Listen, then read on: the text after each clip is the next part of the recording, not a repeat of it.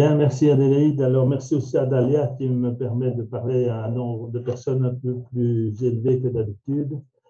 Donc, c'est vrai que je donne des conférences depuis plusieurs dizaines d'années quand même. Et ce n'est pas de la blague. Alors, je vais me présenter d'abord. Donc, je suis d'une part coprésident et cofondateur du comité Jean Pin. Ça, c'était en 78 et président d'honneur et fondateur Nature et Progrès en 76 pour ceux qui s'intéressent à la culture biologique. Mais alors,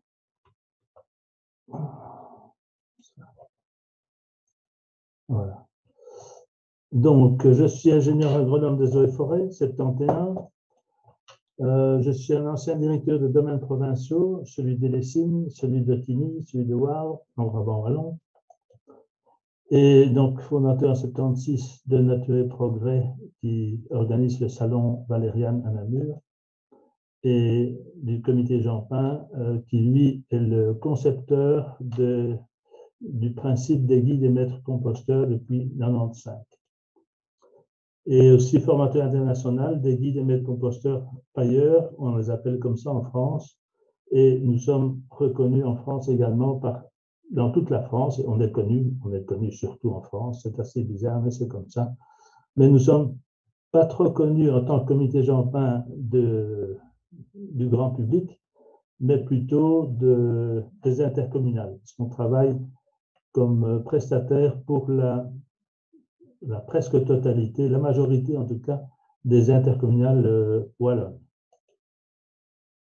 Donc, le comité Jean Pin, c'est une association internationale et bilingue, on est toujours bilingue, créée en 78 au départ des travaux de Jean Pin dans le Var, c'est-à-dire que c'est un monsieur qui a développé une méthode de compostage de broussailles au départ et qui a été affinée et qui maintenant est très répandue. Parce que tout le monde maintenant sait qu'on peut composter de la broussaille et des branches, mais chez lui, il produisait aussi de l'énergie sous forme d'air chaud, d'eau chaude et de gaz méthane, ce que nous ne faisons pas en Belgique avec la broussaille. Alors, j'en viens au sujet de la conférence ce soir. On va parler de recyclage des déchets en région wallonne. Ce qu'on appelle globalement les déchets, mais pour nous, c'est plutôt une ressource. Alors, on sait que les ordures ménagères produites en Wallonie, c'est en moyenne 145 kg par habitant et par an, dont une grosse fraction, 59 kg, sont des organiques compostables. Puis, il y a les déchets verts qu'on collecte en porte-à-porte ou dans les centres, dans les déchetteries. Ça représente en moyenne 57 kg. Et là, je vais dire que plus de 90% de ces déchets verts sont recyclables à la maison. Et c'est ce que je vais essayer de tenter de vous expliquer. Ici, ce sont les fameux fromages qui donnent la composition moyenne des ordures ménagères collectées en Wallonie. Il faut savoir donc qu'il y a 41% d'organiques dans les poubelles mises à la rue. Et dans ces 41%, on compte 16% de produits alimentaires non consommés, soit qui sont périmés, soit qui sont jetés tels quels, paquets pas ouverts, etc. Et 21% qui sont vraiment des déchets de cuisine et 4% qui sont des petits déchets de jardin. Alors, que faire avec tous ces déchets?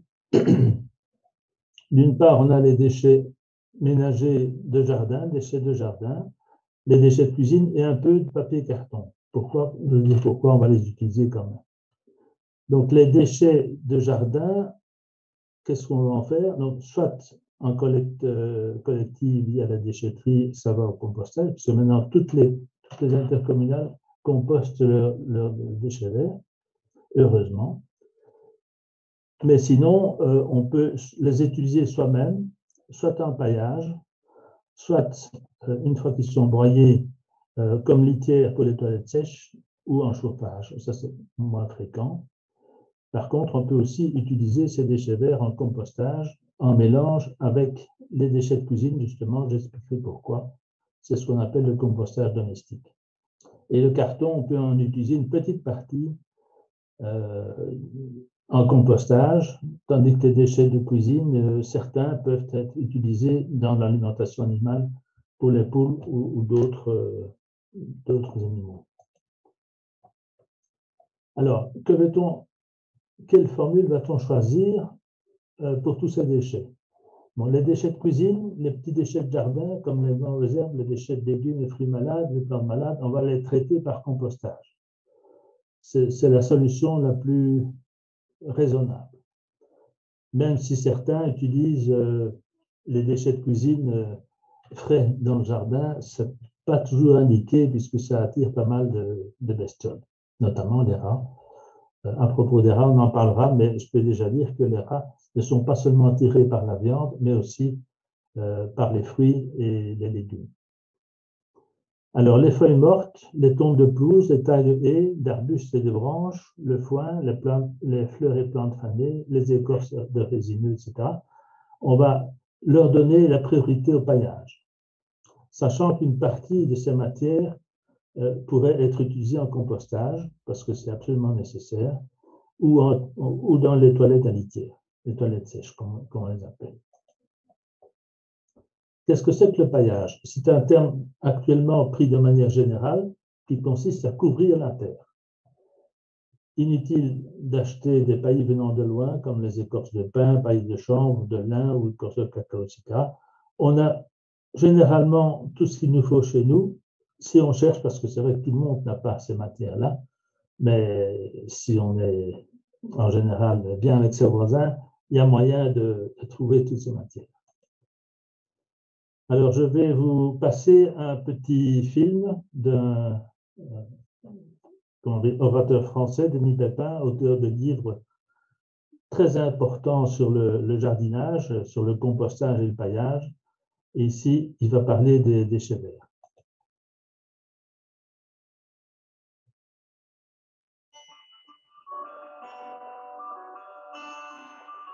Un jardin produit énormément de déchets organiques, ce qu'on appelle les déchets verts. Ce sont des quantités très importantes, c'est 3 à 4 fois plus que les déchets de cuisine. Dans un jardin moyen, ça représente à peu près 500 kg de déchets verts par an. Et rien qu'une pelouse de 100 mètres carrés produit à peu près 100 à 150 kg de déchets par an. Alors beaucoup de gens jettent ces déchets à la déchetterie. Parfois ils les brûlent alors que c'est interdit pour des raisons de grave atteinte à la santé et à l'environnement. Et donc c'est ce que nous allons voir, comment valoriser tous ces déchets, principalement sous forme de paillage pour couvrir la terre. J'ai installé ici différents déchets verts que l'on va broyer avec la tondeuse pour les utiliser ensuite en taillis.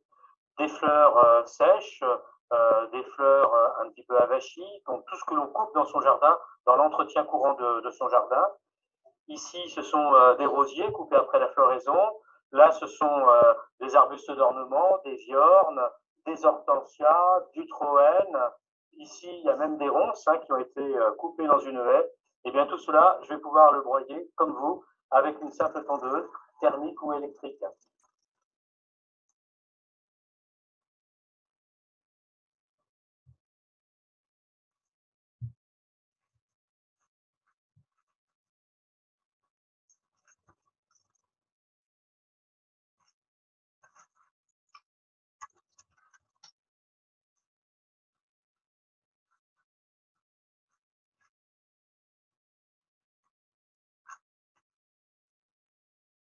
La tondeuse est vraiment un outil formidable pour broyer la plupart des déchets du jardin. La lame est extrêmement résistante et il n'y a pas besoin de l'affûter plus que d'habitude. Un simple affûtage une fois par an et l'entretien du moteur, bien entendu, suffit. Et elle peut durer comme ça pendant 20 ans, 30 ans sans s'user davantage. Vous voyez tout le tas qui était sur la pelouse, une fois broyé, ça tient en 2 seaux. Et je vais pouvoir les emporter dans le jardin pour pailler un arbre avec. Le thuya est un excellent paillis pour les petites plantes comme la mâche qui s'étale au ras du sol.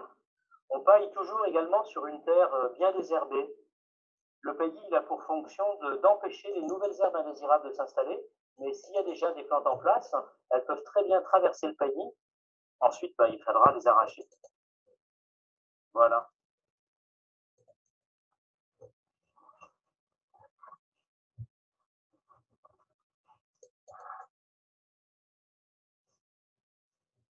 Ici, je suis en train de pailler au pied de cet arbre avec de la feuille morte, du platane que j'ai broyé avec la tondeuse. Alors, on peut même utiliser les paillis de couleurs différentes pour faire quelque chose d'un petit peu décoratif, comme ici, le brun avec la feuille morte, et juste à côté, on va utiliser du broyat de branche. La terre, elle doit être bien nivelée au moment où on va pailler sur une grande surface comme celle-ci, ce qui permet de répartir le paillis d'une manière beaucoup plus homogène. Donc, du coup, il sera beaucoup plus efficace également. Il n'y aura pas de zone en bosse où le paillis est peu épais et des zones creuses où il est plus épais. Ce sera mieux réparti. Quand la terre est assez pauvre en humus, comme on le voit ici, c'est bien de mettre un petit peu de compost sur la terre directement avant d'étaler le paillis, ce qui va permettre de nourrir les micro-organismes du sol, améliorer la structure du sol, et les paillis vont ensuite être consommés par les vers de terre qui vont finir le travail d'ameublissement tout en dégradant peu à peu le paillis. La quantité de compost n'a pas besoin d'être très importante, de l'ordre de 3 à 4 kg par mètre carré.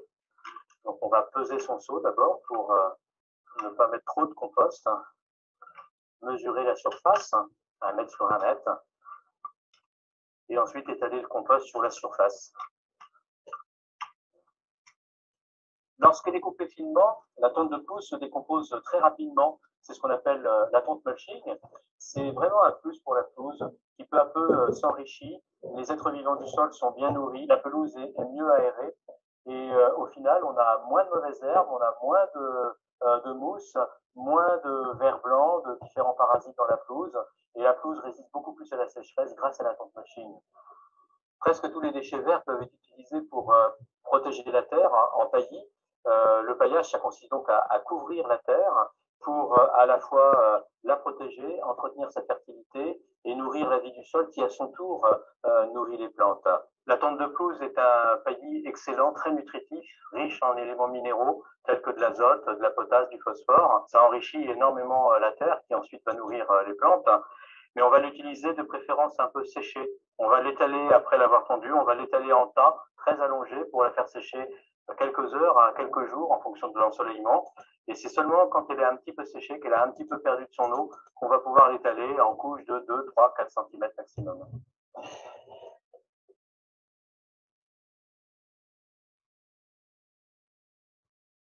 Donc la tonte de pelouse, à partir du moment où elle est un petit peu sèche, elle peut être étalée sur plusieurs centimètres d'épaisseur au pied des plantes du jardin ou entre les rangs, entre les légumes, au pied des rosiers, au pied des fleurs.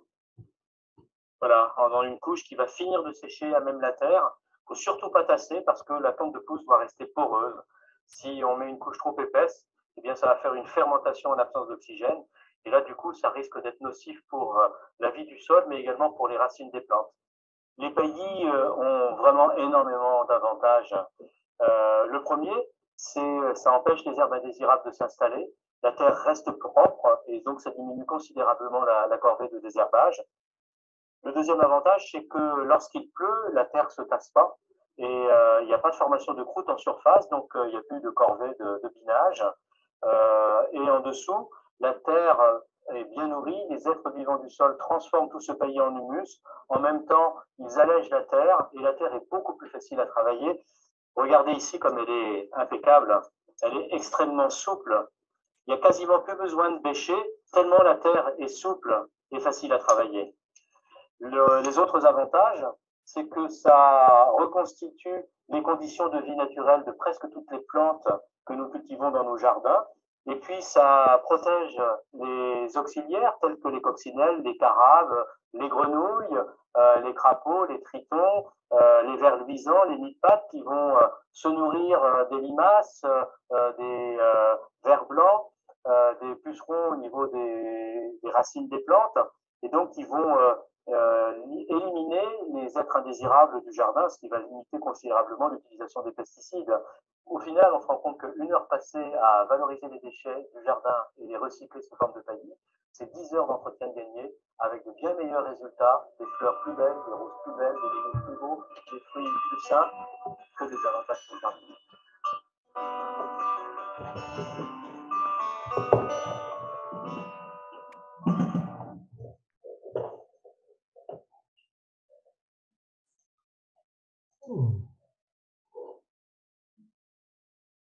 Voilà.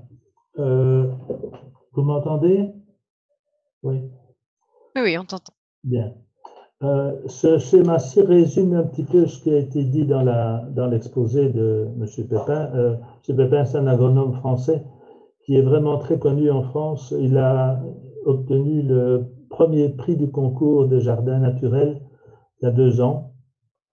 C'est un conférencier hors pair et c'est devenu un ami très sympathique. Donc, ce schéma reprend l'importance du paillage, du paillis. Donc, en première importance, c'est le fait que quand la pluie tombe, elle s'infiltre correctement. Donc, elle ne va pas créer de l'abattance, comme c'est le cas ici à gauche. Donc, lorsque le sol est nu, eh bien, le sol va se compacter et l'eau va glisser plutôt que s'enfoncer dans le sol.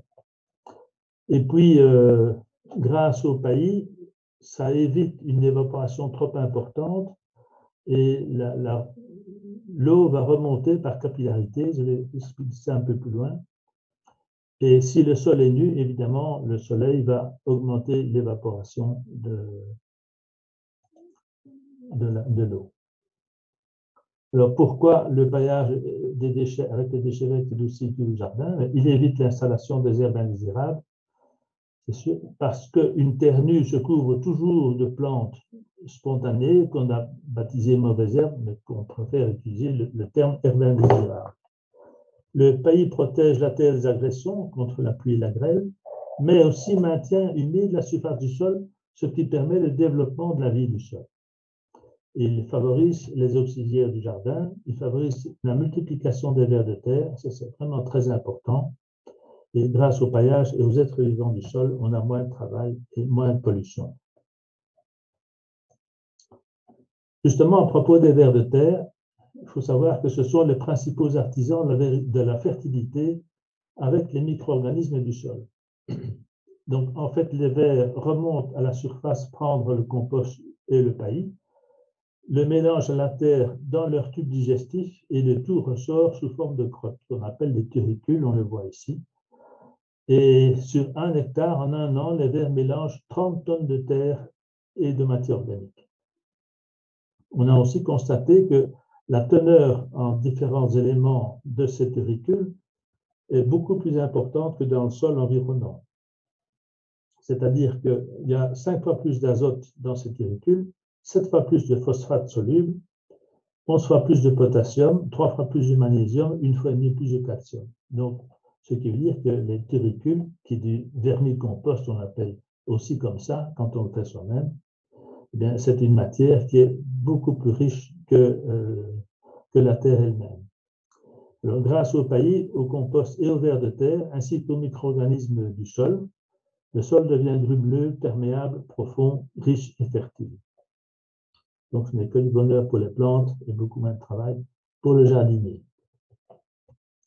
Alors, quand on parle de paillage, c'est vrai qu'on peut en acheter, mais on peut aussi le faire soi-même. Et au comité Jean Pin, nous avons eu l'occasion de tester différents types de paillis pendant 4 ans. C'est-à-dire, nous avions 6 parcelles de 2 mètres carrés. Vous me direz, ce n'est pas énorme 2 mètres carrés, mais c'est quand même un travail assez important, puisque chaque année, il fallait arracher l'ensemble des herbes qui poussaient sur ces surfaces, peser l'herbe et calculer le temps qu'on a mis à les arracher. Donc ça, c'est chaque année. Et chaque année, on a remis, sur 5 des 6 parcelles, on a remis un paillage, soit du compost pur, soit du broyat de branches, soit du broyat sur une couche de carton, soit de la tonte de pelouse, soit des feuilles mortes. Alors, lequel de ces paillages, à votre avis, est-il le plus intéressant pour le particulier, bien sûr? Voilà le résultat de nos investigations. Donc, ici, c'est un classement par temps d'arrachage. On voit que lorsqu'on utilise plusieurs couches, chaque année, on remet du nouveau broyat sur une couche de carton, mais on met une seule couche de carton, sauf au début de la 4e année, on a mis une deuxième couche de carton. Mais on a mis au total 22 cm de broyat au total. Pour les feuilles mortes, donc chaque année, le total des 4 années, c'est 35 cm. Donc ça veut dire une belle épaisseur de feuilles mortes. On a fait aussi le broyat sans carton, donc le broyat seul. On est à 25 cm d'épaisseur. Mais là, on est en minutes d'arrachage à 85 minutes pour 56 pour les feuilles mortes et presque 36 pour le broyat sur carton. Et avec du compost pur, non tamisé, par rapport à un témoin où on a mis 326 minutes pour arracher les herbes qui s'y trouvaient, on voit que la différence est quand même assez énorme. Et on constate aussi que les tombes d'herbes qui sont utilisées en paillage ont aussi un effet, puisqu'elles réduisent d'à peu près 50% le temps d'arrachage. Mais en kilo d'herbe, c'est aussi une réduction très forte, puisqu'on part de 6 kilos sur les 4 ans de la parcelle avec broyat sur carton. Pour les feuilles mortes, on est à 21 kilos. Vous allez me dire, c'est bizarre, elle est classée deuxième en kilos, c'est l'autre ici, troisième en kilos, et par contre, elle est deuxième en minutes d'arrachage, tout simplement parce que probablement que les mauvaises herbes étaient plus faciles à arracher lorsqu'il y a eu des feuilles mortes sur le sol.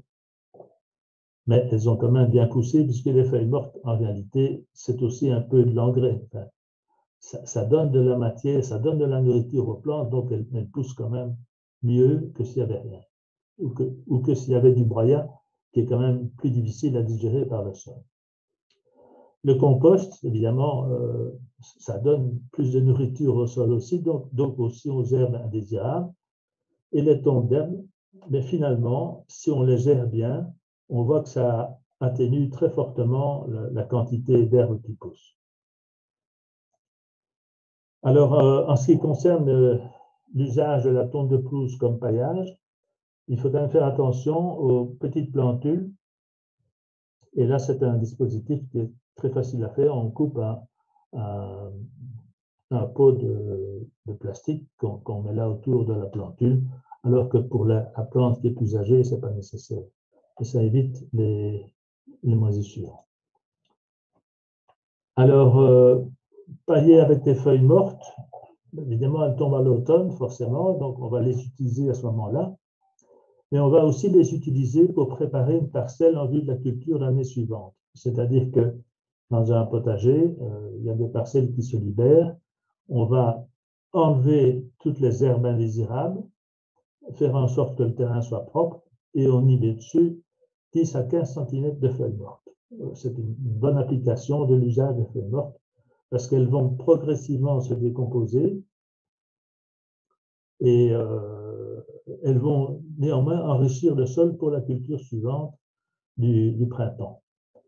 Une petite remarque en passant, parce que j'ai souvent cette remarque-là, on dit que lorsqu'on met des feuilles mortes sur un terrain, avec le vent, elles s'envolent un peu partout. Alors, il y a une solution, c'est de les broyer à la tondeuse. Donc on passe la tondeuse dessus, ça réduit les feuilles en plus petits morceaux, et ça ne bouge plus. Alors, au printemps, on peut évidemment aussi utiliser les feuilles mortes si on en a encore, surtout pour les plus grosses, et notamment les feuilles de platane et de laurier, on va les passer préalablement au broyeur. La règle d'or pour l'usage du paillage, c'est de bien nettoyer la parcelle avant de mettre le paillage, et si on a du compost, on va le mettre avant le paillage, bien entendu. Peut-on laisser les feuilles mortes sur le gazon? Alors oui, à condition de passer le plus rapidement et régulièrement possible avec une tondeuse mulcheuse. J'expliquerai le principe du mulching après. Ça convient pour les feuilles tendres et, si possible, ajouter un demi-centimètre de compost pour accélérer la décomposition des feuilles. Maintenant, dans cette image-ci, on voit que dans la première partie, il y a relativement peu de feuilles mortes. Là, on passe avec la tondeuse, une fois, ça suffit. Et on va y passer quasiment une fois par semaine pour être sûr qu'il n'y ait pas de trop grosse quantité de feuilles qui tombent sur le sol en même temps. Par contre, là, dans le fond, ce sont les feuilles qui proviennent d'un platane. Et là, les feuilles sont beaucoup plus grosses, beaucoup plus larges. On ne va pas toutes les laisser à cet endroit-là. Donc, on va les stocker. On va passer la tondeuse dessus. Et le contenu de la tondeuse, on va le mettre éventuellement dans un sac ouvert, mais à l'abri de la pluie, de manière qu'elle ne se décompose pas trop vite. Parce que ça va nous servir de réserve de matière carbonée pour la saison suivante. Le fait de broyer les feuilles mortes au pied des arbres, ça permet de l'aider à continuer à se développer correctement. Et donc, pour le platane, j'en ai déjà parlé. Alors, quels sont les avantages et les désavantages? Si vous voulez, la différence entre une lame de tondeuse normale et une lame de tondeuse melcheuse, c'est le fait que cette lame est recourbée vers le haut, et donc que l'herbe est coupée et ne sort pas par le côté ni par l'arrière, mais est projetée vers le haut et par le carter est renvoyée vers le sol. Et pour cette raison-là, il faut nécessairement couper l'herbe à une certaine hauteur, pas moins de 5 cm. L'idéal, c'est 6 cm, et c'est d'ailleurs le maximum que certaines tondeuses admettent, sauf une, je vous ferai un modèle. Mais en général, les tondeuses peuvent tondre à partir de 6, enfin, jusqu'à 6 cm de hauteur. Et dans ce cas-là, les brins qui sont coupés vont tomber sur le gazon et rentrer à l'intérieur des brins de la pelouse et donc venir nourrir le sol. Si cette herbe est coupée à 6 cm, la surface du sol reste humide. Sinon, il dessèche. Alors, on s'étonne qu'on va traîner de l'herbe en surface, forcément, parce que si le sol est sec en dessous, ces brins d'herbe ne vont pas se décomposer. Alors que si on laisse une hauteur de coupe suffisante, les brins d'herbe vont s'incorporer dans le gazon et être mangés, si on peut dire, par les organismes du sol, qu'ils soient les vers de terre ou autres. Alors, justement, quelle est la différence sur le résultat de la pelouse? Le Centre technique de Jean Blou, Centre technique horticole de Jean Blou, a réalisé des essais pendant 7 ans. Il a sorti un rapport qui est paru en 2011. Donc, ils ont comparé la différence entre des parcelles tondues normalement avec ramassage de l'herbe et des parcelles où on passe avec une tondeuse melcheuse et là, on ne ramasse pas. Ils ont constaté qu'il fallait augmenter la fréquence de tonte de 30% pour ne pas être dépassé par la hauteur d'herbe. Mais comme on ne ramasse pas, on gagne 50% du temps. Et il y a eu aussi une réduction de 50% de l'apport d'engrais puisque l'herbe elle-même retombe au sol. Et qu'une autre conséquence, c'est que ça limite le feutrage grâce à l'activité biologique du sol. Et ça, c'est très important. Bon, il y a quelques petits désavantages, ceux qui font tondre plus régulièrement. C'est plus difficile sur sol froid.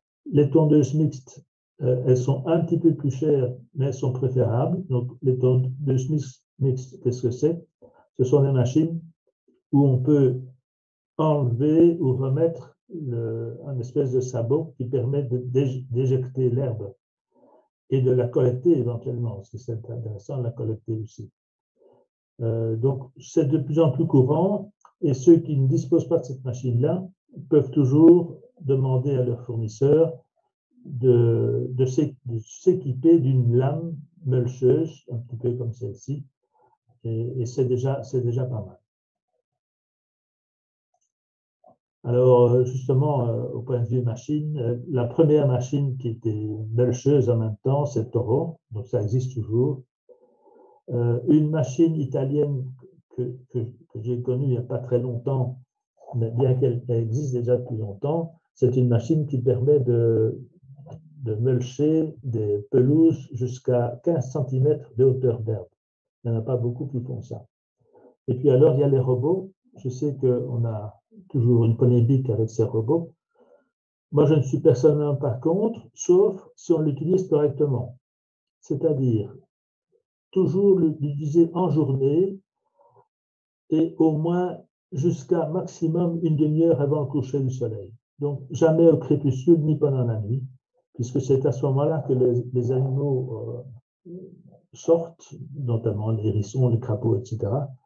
Et donc, c'est là qu'est le danger, puisque vous voyez, ce sont des lames de cutter, ça coupe très fort, mais ce sont des machines qui sont beaucoup moins énergivores que les machines thermiques traditionnelles, même électriques. Elles consomment un tiers de l'énergie dépensée par les autres machines. Alors, ici, je vais être obligé d'enlever mon casque, parce qu'il y a aussi une...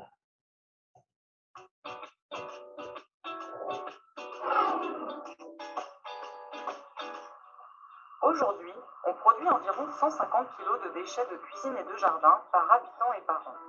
Faire du compostage permet de réduire à la source ces déchets. Une famille qui composte peut ainsi éviter de jeter plus d'un tiers des déchets de sa poubelle. Pas mal, non? Prenons l'exemple de M. Pépin, qui ne va plus jamais en déchetterie pour ses déchets verts et a fortement diminué le volume de sa poubelle. On peut composter presque tous les déchets de la cuisine et du jardin, des épluchures de légumes, mais aussi pendant le repas, toutes les épluchures de fruits, les petites croûtes de fromage, etc. Pratiquement tout peut être composté. Ce qui ne se composte pas, en réalité, ce sont les gros os, parce qu'ils sont trop difficiles à décomposer, et puis les coquillages. Savez-vous que les déchets de cuisine sont constitués à plus de 90% d'eau? Alors si vous les mettez à la poubelle, ils seront incinérés, ce qui coûte très cher. Alors autant les transformer en compost en les mettant dans votre petit bioseau.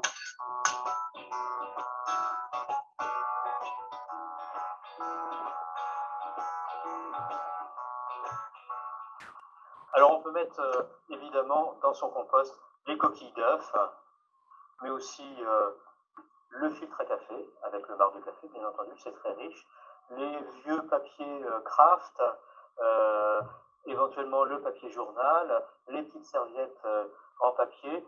On peut mettre bien entendu aussi les déchets du jardin. Alors toutes les mauvaises herbes, si elles ne sont pas à graines, les déchets du potager, les vieilles feuilles de poireaux. Vous pouvez mettre également un petit peu de tonte de pelouse bien sèche. L'idéal, ce serait d'utiliser pour le paillage. Vous pouvez aussi mettre en automne et en hiver et au début du printemps quelques feuilles mortes qui vont venir éponger l'excès d'eau de ces déchets de cuisine. C'est important de broyer pour déchiqueter les déchets volumineux tels que les petites branches, les brindilles, les feuilles mortes également. Mais la meilleure façon de valoriser tous les déchets verts, eh bien, une fois qu'ils sont broyés, c'est de les utiliser en paillis. Alors, ce qui est important, c'est de bien mélanger lors de chaque apport. Pour mélanger des déchets de cuisine qui sont humides avec des déchets un petit peu plus secs tels que les feuilles mortes, si vous n'avez pas de fourche, eh bien vous pouvez utiliser un autre outil tel que le brasse-compost. On visse dans le compost pour pouvoir prendre du vieux compost en dessous. On secoue tout ça et ce qui permet de bien mélanger tous les déchets. Et si vous n'avez pas cet outil-là, vous pouvez aussi utiliser une petite griffe, ce qui permet un mélange superficiel. La décomposition se fait toujours par des êtres vivants, d'abord des bactéries, des champignons, que l'on ne voit pas à l'œil nu, et très rapidement, lorsqu'ils ont commencé à faire le travail, interviennent des organismes plus grands, tels que les petits vers rouges du fumier que l'on a vu. Les petits points blancs, ce sont des collemboles, il y a aussi des acariens, des larves de mouches et de moucherons.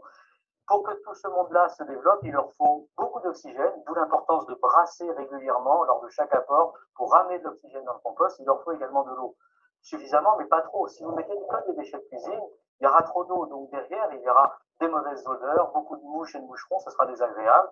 Et donc, à chaque fois que vous mettez des déchets de cuisine, il faut rajouter des matériaux bruns qui vont compenser l'excès d'humidité des déchets de cuisine et amener un équilibre des aliments pour les micro-organismes. Au bout de 6 à 8 mois, si vous avez bien mélangé lors de chaque apport, vous obtenez un compost bien mûr que vous allez pouvoir utiliser dans votre jardin. À quoi reconnaît-on que le compost est mûr? Eh bien, tout simplement parce qu'il prend une belle structure, on ne reconnaît plus les déchets d'origine. Et puis aussi, on ne voit plus les petites bêtes qui ont décomposé ce compost, signe qu'il est bon à utiliser dans le jardin. Je vais vous montrer comment on fait.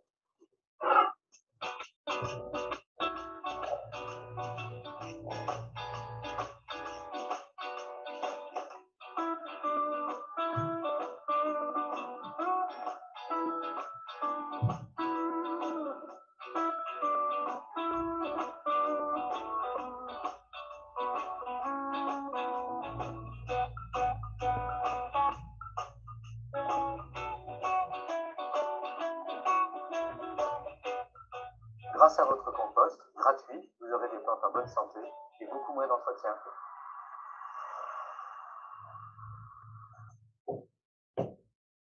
Aujourd'hui,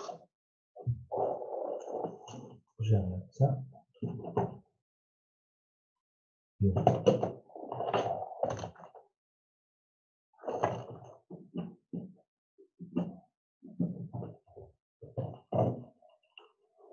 Voilà, je suis obligé de remettre mon casque.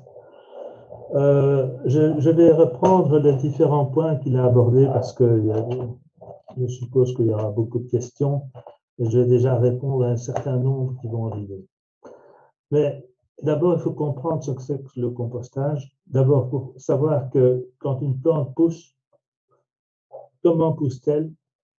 Voilà un arbre ici qui pousse. Qu'est-ce qu'il va faire? Il va utiliser le CO2 de l'air, l'eau qu'il va puiser dans le sol et de l'énergie solaire. Avec ces trois éléments-là, donc on a du CO2, ici en dessous, la formule du CO2, gaz carbonique, la formule de l'eau, 6 molécules d'eau, plus de l'énergie solaire. Dans les feuilles, qu'est-ce qu'elles vont faire? Elles vont transformer ces deux éléments-ci, avec l'énergie, en une molécule de glucose, plus un dégagement d'oxygène. Ça, c'est quand la plante pousse. Bon, évidemment, plus tard, cette formule va évidemment plus complexe que ça. Elle va évidemment se polymériser pour donner d'autres produits. Il y a aussi d'autres choses qui arrivent, si c'est l'azote, c'est le phosphore, etc., qui sont puisés dans le sol par les racines, bien sûr. Mais alors, ce qui est important de savoir, c'est que lorsqu'on va décomposer la matière organique, donc cette fameuse molécule de base, pour qu'elle se décompose en CO2 et en eau, il faut y ajouter de l'oxygène. C'est pour ça qu'on dit toujours qu'un compost, il doit être aéré, enfin, suffisamment, mais pas trop.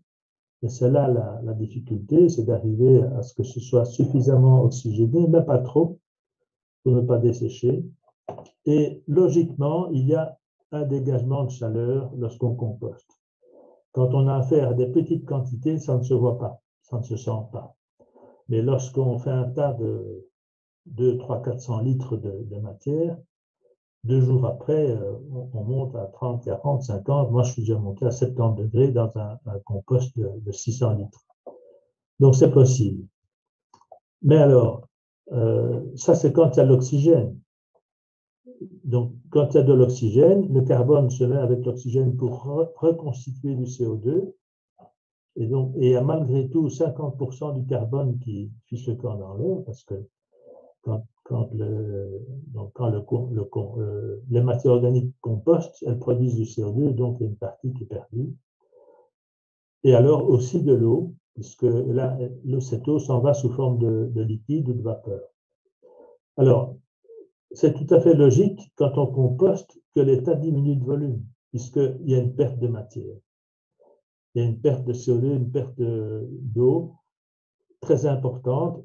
Vous allez voir dans des essais que j'ai réalisés que ça peut aller jusqu'à 75% de la matière qui disparaît en moins d'1 an. Donc, quand on ne fait rien, eh bien, ça disparaît quand même. Alors, tout le problème, tout l'art du compostage, c'est d'arriver à ce que ça se décompose pas trop vite, mais qu'on ait suffisamment de matière après quelques mois. Et s'il n'y a pas d'oxygène en suffisance, le carbone va se mettre avec l'hydrogène pour former du gaz méthane, CH4, qui est un gaz beaucoup plus nocif que le CO2 dans l'air, auquel sont associés différents autres gaz, dont celui qui sent le plus mauvais, c'est le sulfure d'hydrogène, c'est celui qui sent l'œuf pourri. Donc, on sait que quand on met surtout des déchets de cuisine dans un seau, après 2-3 jours, ça pue, on ne sait pas garder son nez sur un seau de déchets organiques. Alors, dans les matières organiques, il y a en général 3 grandes catégories de matières. C'est la cellulose, qui se décompose assez facilement. On va dire qu'en 50 jours, quasiment, on a diminué de 70-80% la quantité de matière. Il y a des hémicelluloses, là c'est pareil. Mais par contre, ce qui se décompose beaucoup moins vite, c'est la lignine, et la lignine se trouve dans les végétaux très solides, lignifiés, comme on dit. Et c'est principalement le cas pour les arbustes et les branches. C'est pour ça que ce sont les branches et les pailles, les vieilles pailles, qui donnent le plus d'humus. Donc, si vous essayez de faire de l'humus avec des déchets de cuisine, qui sont principalement très humides, ça ne marche pas. Vous n'aurez pas grand-chose. Faire de l'humus avec de l'herbe fraîche, ça ne donne pas grand-chose et ça se liquéfie très vite. Voilà. Alors, les règles de base, qu'est-ce que c'est? Le compostage, c'est un processus de transformation biologique opéré par les micro-organismes.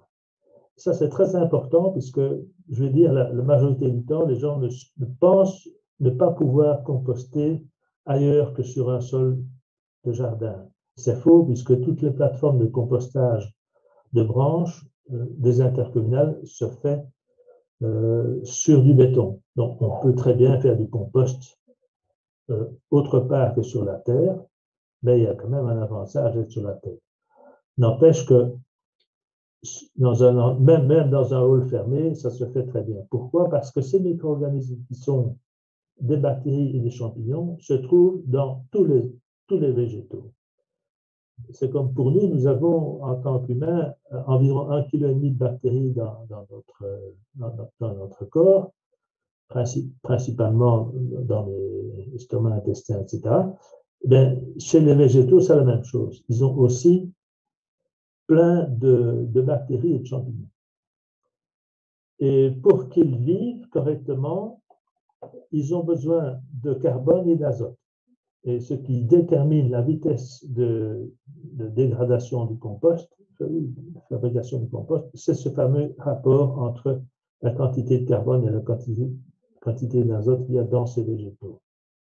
Et puis, il faut suffisamment d'eau. On propose plus ou moins 50% d'eau. Il faut une aération suffisante qui s'obtient par des matériaux structurants, je vais en parler plus tard, ou des retournements. Et la température, ce n'est qu'une conséquence. On ne sait pas provoquer la température si on n'a pas les bonnes matières et si on n'a pas le bon mélange. Alors, on a l'habitude d'utiliser des mots très simples pour désigner les matières carbonées, elles sont plutôt brunes. Les matières azotées, on dit azote, le terme N, la lettre N vient de nitrogène, c'est en latin bien sûr. Donc l'azote est présent surtout dans la matière verte. Il faut de l'eau et de l'air qui apportent de l'oxygène, bien sûr, au compost. Alors, les bactéries et les champignons, enfin, ceux dont on parle, en tout cas les bactéries, on ne les voit pas. Il faut vraiment un microscope pour les voir, mais on sait très bien qu'elles sont présentes dans tous les sols à raison de 1 kg au mètre carré, soit 10 tonnes hectares. C'est pas rien. Les champignons, on peut les voir, enfin, voir une partie, c'est la partie blanchâtre qui est ici, qu'on appelle du mycélium de champignons, et qui constitue 1 kg au mètre carré, soit 10 tonnes hectares également. Alors, ce qu'on mange des champignons, ce n'est pas ça, ce n'est pas le mycélium, ce sont les fructifications, c'est la partie fruit du champignon que comme on mange évidemment et pas les mycéliums. Alors, voilà dans la figure de gauche, l'image de gauche, on voit ce mycélium, ce très fin, qui est en train de parcourir un végétal. Et on voit ici au-dessus une sorte de fleurs, mais qui ne sont pas des fleurs, qui sont des spores. Donc, les champignons se multiplient par spores. Ces spores sont très légers et peuvent être emportés par le vent ou par l'eau. Et les champignons, ce sont des organismes spécialisés dans la destruction, dans la dégradation de la lignine, donc de tout le bois. C'est pour ça que lorsqu'on laisse un mobilier en bois à l'extérieur sans protection, assez rapidement, des spores qui sont présents dans l'air et sont entraînés par la pluie sur le bois vont se développer sous le bois et le manger progressivement. De même que quand on pose un morceau de bois par terre sur le sol, sur une terre, comme il y a énormément de champignons dans le sol, ben, ils vont envahir le bois et dégrader le bois. Et les bactéries, ici c'est un agrandissement encore plus important, puisqu'une bactérie, ça fait, on va dire, 3-4 microns, donc le micromètre, c'est pas beaucoup, et se trouve dans les vaisseaux, proprement dit, du végétal. Alors, dans le sol, voilà une coupe de sol, pour savoir où se trouvent tous ces organismes-là. Il faut savoir que le sol n'est pas quelque chose de plein. Il y a en moyenne 35% d'espace, soit de vide, c'est-à-dire contenant de l'air, soit des espaces qui renferment de l'eau, comme c'est le cas du capillaire qu'on voit ici. Alors, dans ces capillaires où il y a de l'eau, on trouve les bactéries, c'est là qu'elles se trouvent, tandis que les champignons, eux, ils se trouvent partout, puisqu'ils sont capables de traverser les espaces libres et d'envahir la totalité du sol. Alors, quand une plante pousse, elle va évidemment pousser les racines dans ces espaces, dans ces capillaires, et c'est par capillarité que l'eau qui se trouve en profondeur dans le sol va remonter à la surface.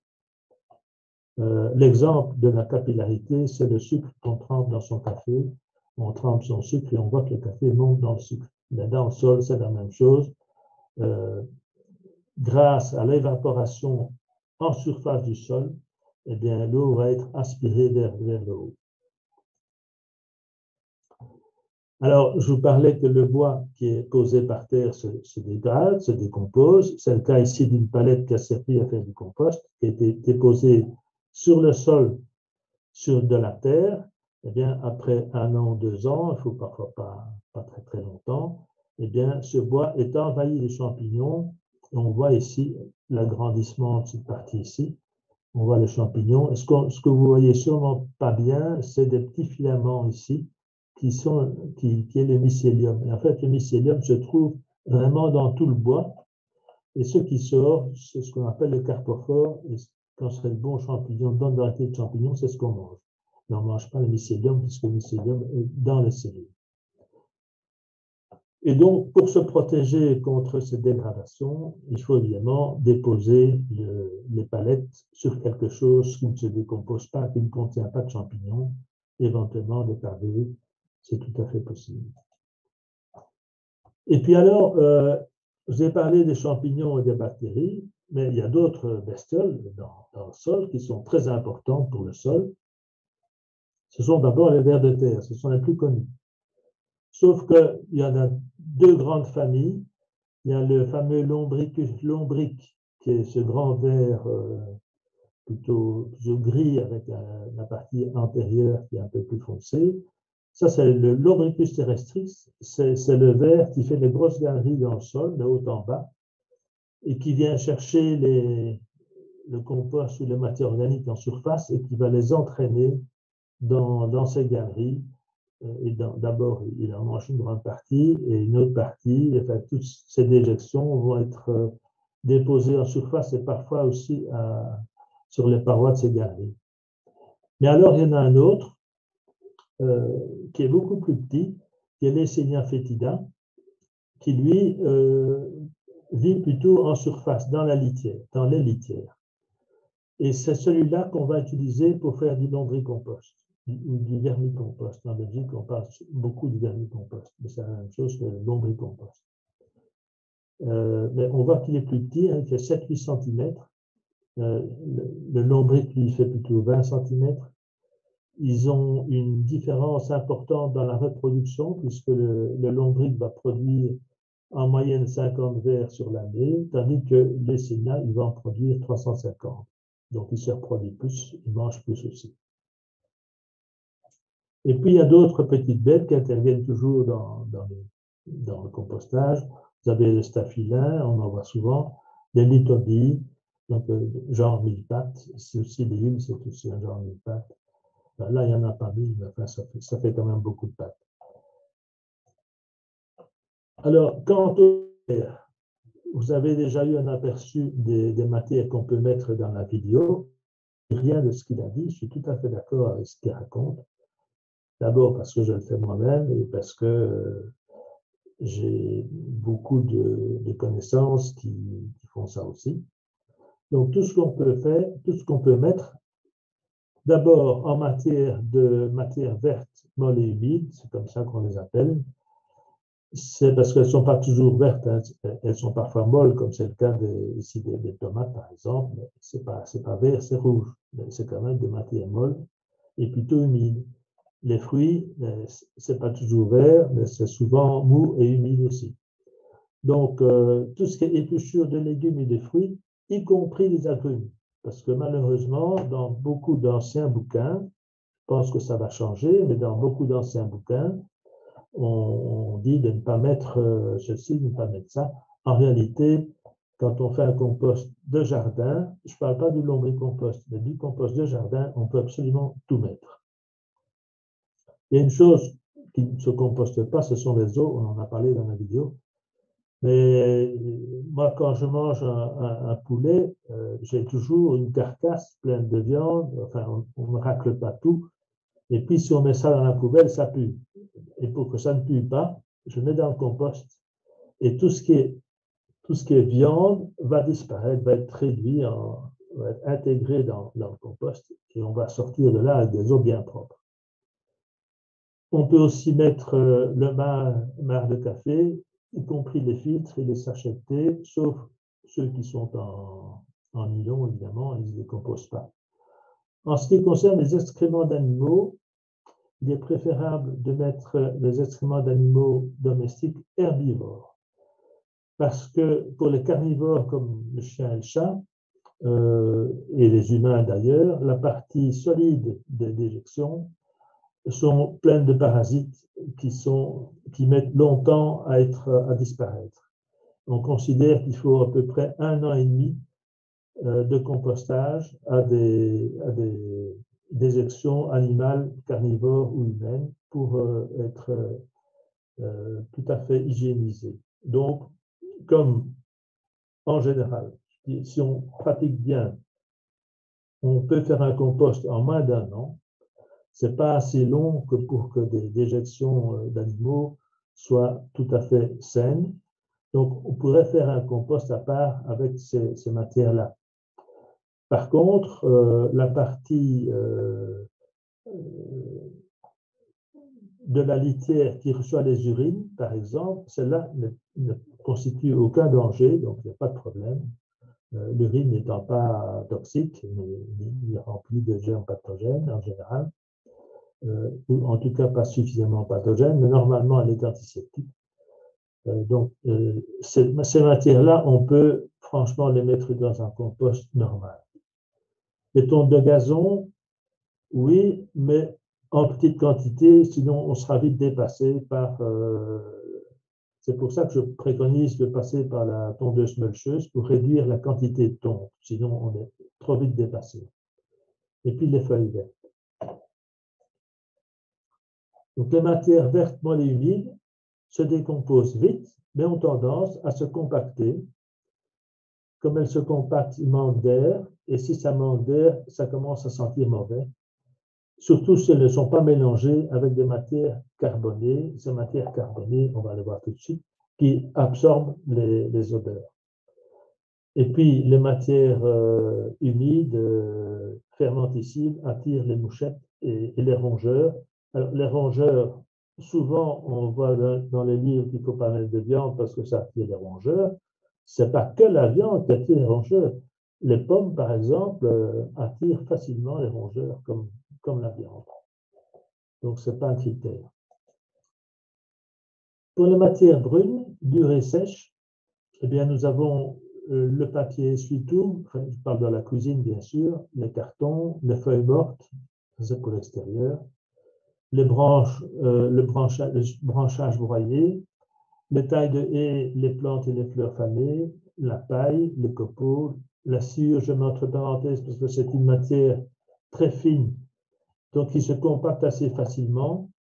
Donc, il ne faut pas en mettre de trop pour ne pas boucher tous les pores du compost. Il faut que l'air puisse circuler. Les coquilles de noix, oui, à condition qu'elles soient écrasées, sinon on les retrouve 2 ans après ou 1 an après. Alors, les matières brunes, dures et sèches se décomposent lentement. Il faut savoir que plus elles sont dures, notamment le bois, plus le bois est vieux, plus il est riche en carbone, mais plus lentement il va se décomposer. Donc, les gros morceaux, on a intérêt à les couper en plus petits et les branches entières à les découper aussi. Il arrive très souvent, surtout chez les particuliers, mais dans les composts collectifs aussi, qu'on y mette des branchages non coupés, non broyés, alors ça devient infernal pour remuer le tas par après. Donc, il faut vraiment couper ça en petits morceaux, soit à la main, c'est plus long, soit au broyeur. Et bien humidifié. Et c'est ce qui donne l'humus stable dans les sols, parce que ces matières-là sont riches en lignite, bien sûr. Alors, ce qui est interdit, enfin, ce qui n'est pas compostable, hein, j'ai oublié de dire avec précaution, ce sont les restes de repas cuits. Donc, on peut bien sûr mettre des restes de repas cuits, mais toujours, c'est une matière plutôt humide et plutôt tendance azotée, donc il faudra ajouter d'une matière carbonée pour équilibrer. Le pain, oui, à condition qu'il soit humidifié, ce qui lui permet d'être, disons, très facilement décomposable. Produits laitiers, tout ça en petite quantité. Les huiles et les graisses, c'est la même chose. Ce qui veut dire qu'on n'interdit pas de passer avec un essuie-tout pour nettoyer une poêle, par exemple, qui sera évidemment remplie de graisse, et de mettre ce papier graisseux dans le compost. Mais on ne va pas mettre 1 litre d'huile comme ça dans le compost, ça ne va pas. Les coquilles d'œufs, on a intérêt à les écraser avant. On va voir que pour la partie pour le lombricompost, on a même intérêt à les broyer et les passer au mixeur pour avoir une sorte de poudre que les vers alors peuvent ingérer. C'est-à-dire que les coquilles telles quelles, les vers ne peuvent pas l'ingérer, bien entendu. Alors, les herbes en graines, on a intérêt à les faire tremper 1 ou 2 jours avant de les mettre au compost. Les plantes malades, si elles sont bien mélangées aux autres matières, il n'y a pas de souci. Sinon, à partir de plus de 45 degrés, il n'y a plus de problème de maladie.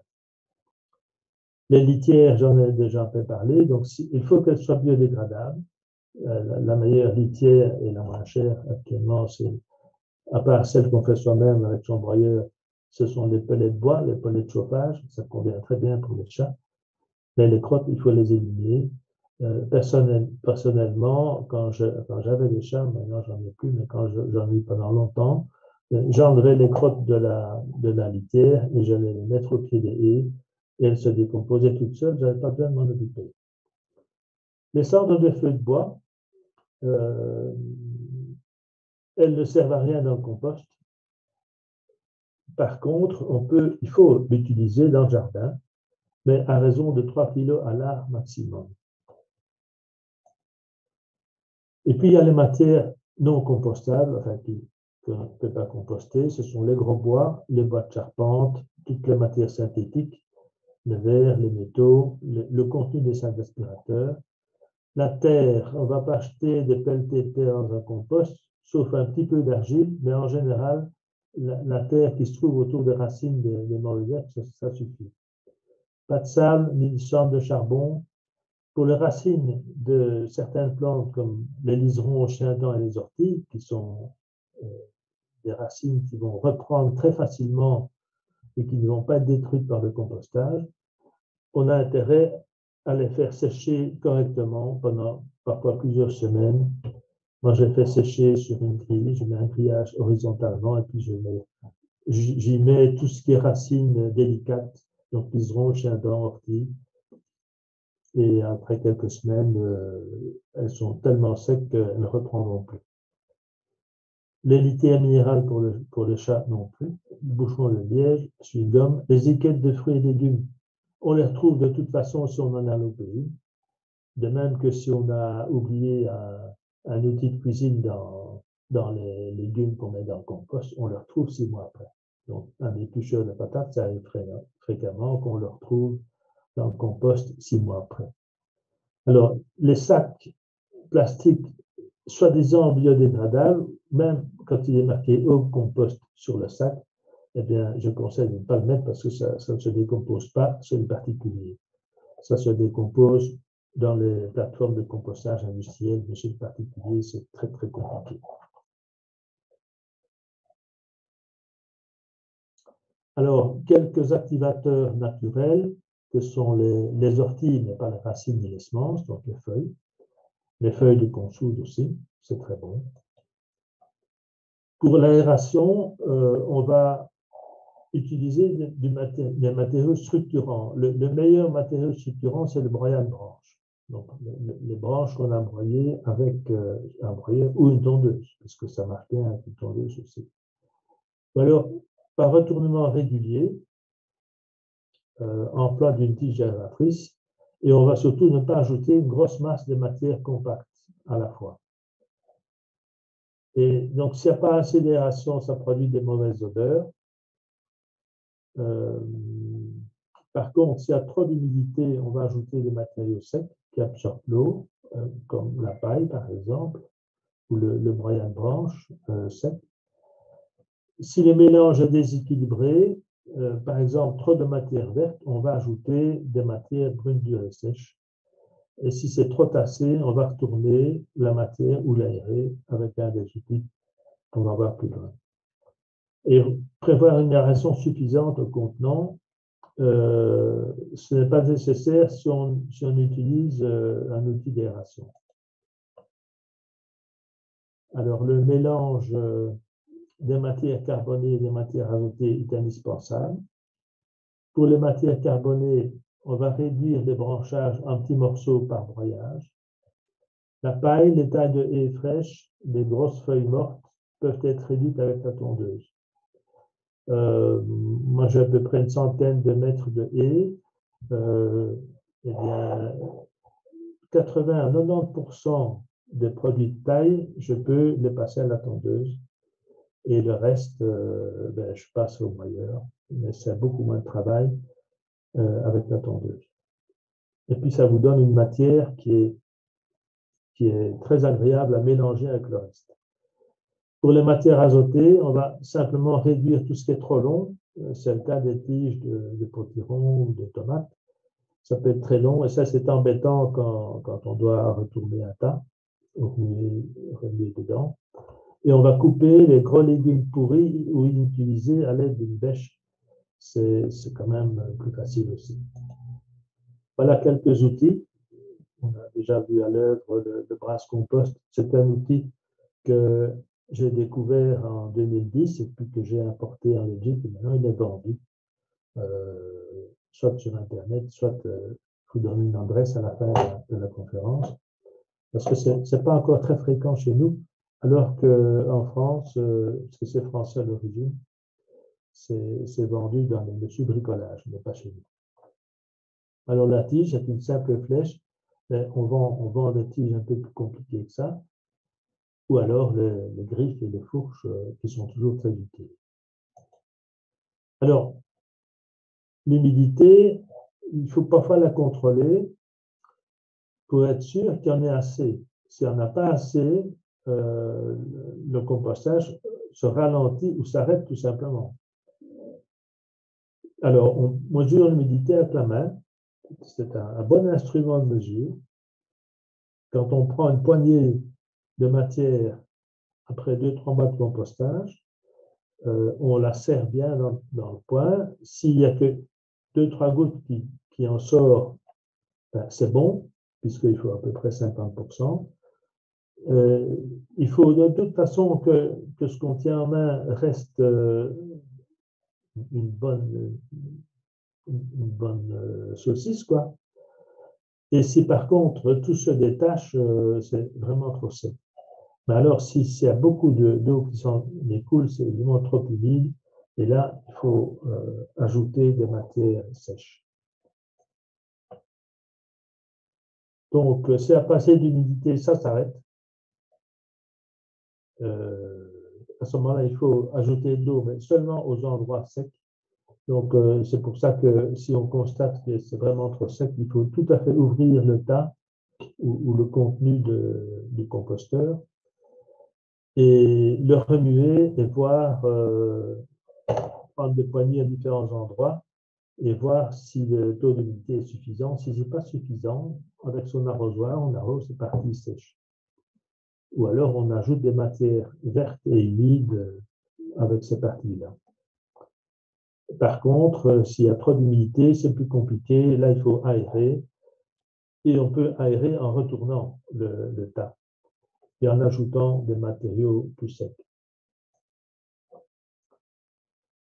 Ici, on a un graphique qui montre l'élévation de température, mais ce sont des mesures qui ont été faites sur le fumier, qui était la matière la plus étudiée jusqu'à présent.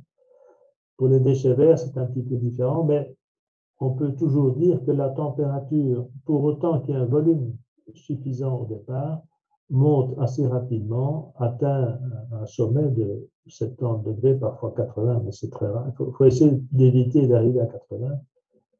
Et puis, c'est seulement quand la température redescend en dessous de 40 à 50 degrés que les champignons réapparaissent.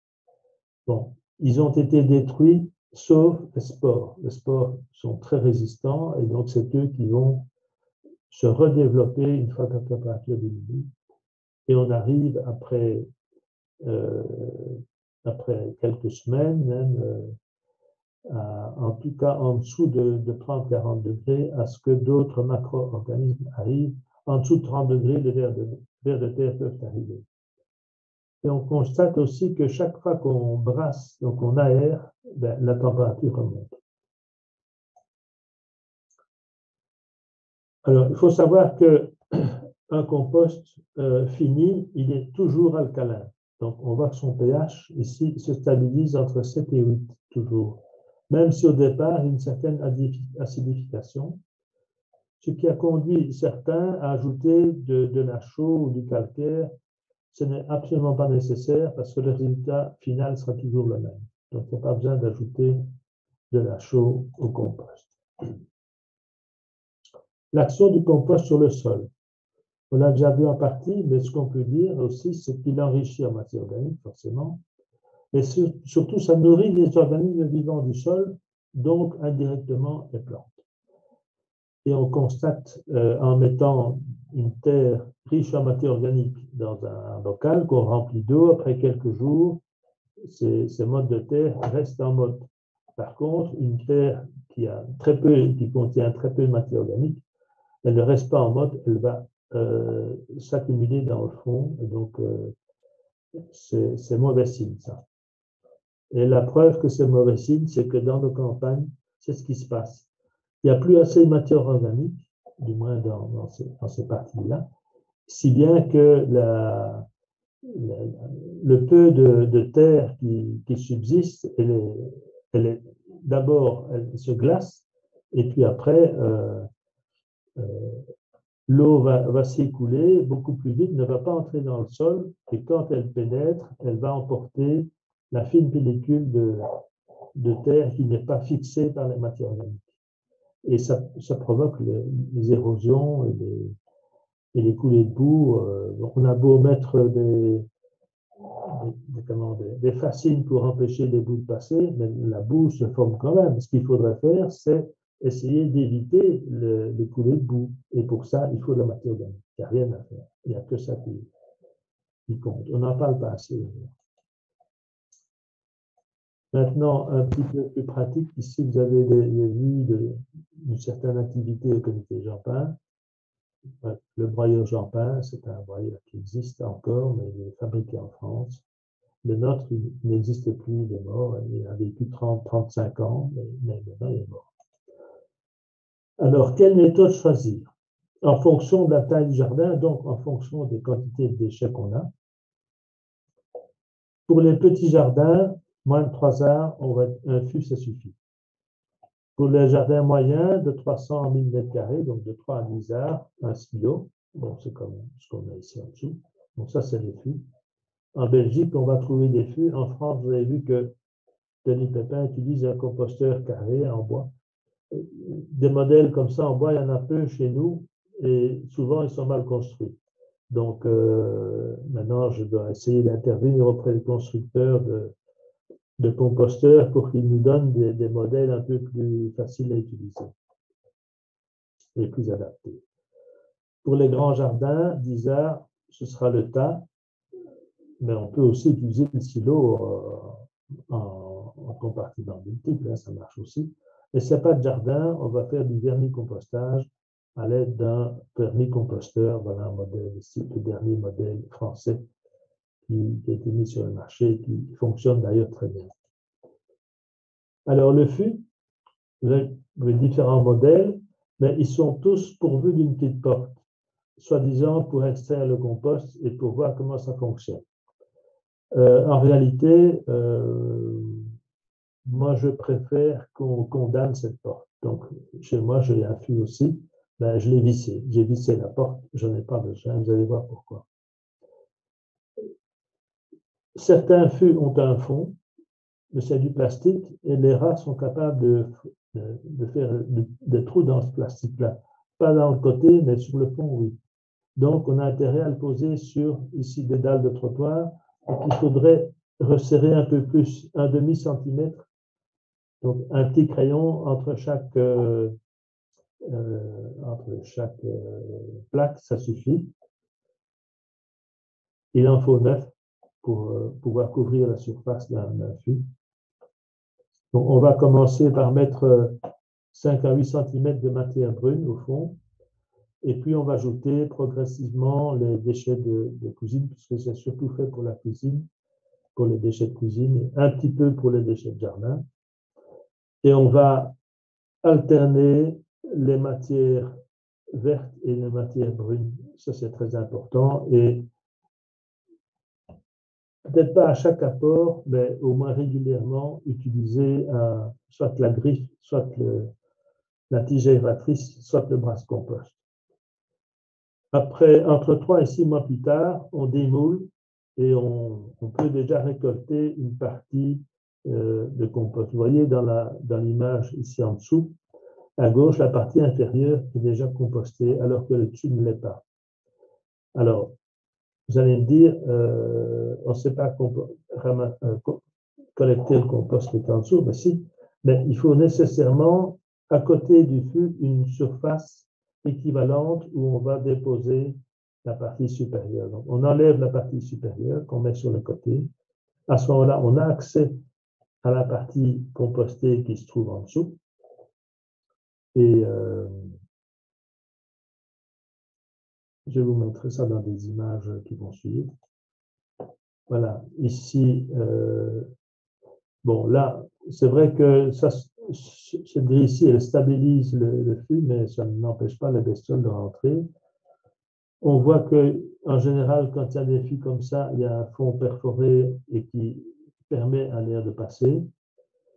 Je ne suis pas très favorable à ce composteur-ci, bien que celui de gauche est celui qui est le plus vendu dans les grandes surfaces, mais il est mal utilisé et le problème, c'est que les petites portes sont très compliquées à fermer ou à ouvrir et qu'il se déforme facilement. Donc, après 2 ans, on peut quasiment le jeter parce qu'on ne s'en sert plus. Alors, les fûts qui sont comme ceci ou comme ça, ici vous avez 3 modèles différents, ben, ça fonctionne très bien. On voit que le compost se fait par le bas et puis va progressivement monter. Et en principe, après 6 mois, on peut déjà récolter. Voilà, ici c'est déjà beaucoup plus, on est déjà beaucoup plus loin. Alors, un adulte peut le soulever, et sinon, 2 enfants, ça marche très bien. Et ceci, c'est un compost tout récent. En fait, pour montrer l'intérieur, il suffit de le soulever. Alors, dans ce cas-ci, même qu'il est rempli, il est rempli qu'à moitié ici. Eh bien, admettons, justement, c'est ce que j'ai fait le week-end passé. J'ai fait une démonstration chez moi et j'ai montré comment on faisait. Donc, j'en étais à la moitié du remplissage.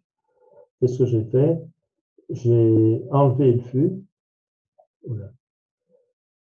J'ai mis toutes les matières sur le côté et j'ai remarqué que dans le fond, les matières n'étaient pas assez décomposées, donc je ne les ai pas utilisées. D'abord, j'en ai pas besoin, j'en ai ailleurs, je n'ai pas besoin. Mais par contre, ce que je voulais faire, c'est montrer ce qu'il y avait en dessous. Alors, vous voyez que c'est du béton ici, et ce n'est pas du béton partout, parce que justement au milieu, j'avais prévu l'emplacement dès le départ. J'ai laissé un trou pour laisser s'échapper les jus qui s'échappent de toute façon d'un compost. Il n'y a rien à faire. On ne sait pas faire autrement, puisque je vous ai dit que la matière, quand elle se transformait, elle se transforme en CO2 et en eau. Donc l'eau, il faut qu'elle parte quelque part. Une partie s'en va sous forme de vapeur et une autre partie sous forme de liquide qui va se retrouver en dessous. Et puis, voilà, nettoyage du fond pour qu'il soit de nouveau prêt pour la fois suivante. On remet le fond à sa place, on remet le fût et on remet le fût au-dessus. Ici, voilà le contenu d'un seau tel que reçu. Eh bien, on ne va pas mettre ça directement dedans parce que c'est beaucoup trop grossier. Donc, à l'aide d'une bêche dans un seau de plastique, j'ai simplement haché ces morceaux-là pour réduire en petits morceaux. Normalement, ça se fait en cuisine, mais si ça ne se fait pas en cuisine, on peut le faire à côté du fût. Et ces déchets-là, je les ai mis là pour qu'on les voit. Évidemment, le fût était fermé. Mais directement après, je mets l'équivalent en feuilles mortes. Alors, si on a du broyat de branche, on peut en mettre moins. On peut en mettre, on va dire, la moitié moins. Mais si c'est des feuilles mortes, il faut mettre l'équivalent. Si on a mis un seau de déchets de cuisine, on mettra un seau de feuilles mortes dessus. Et puis mélanger, mais on mélangera après. On ne va pas mélanger après chaque apport parce que l'apport n'est pas assez important. Donc on va attendre d'avoir apporté 2-3 seaux. Et quand on a apporté 2-3 seaux, alors on prend la griffe ou un autre instrument et on mélange. Et puis alors voilà, c'est reparti. Le fût est remis en place et c'est parti.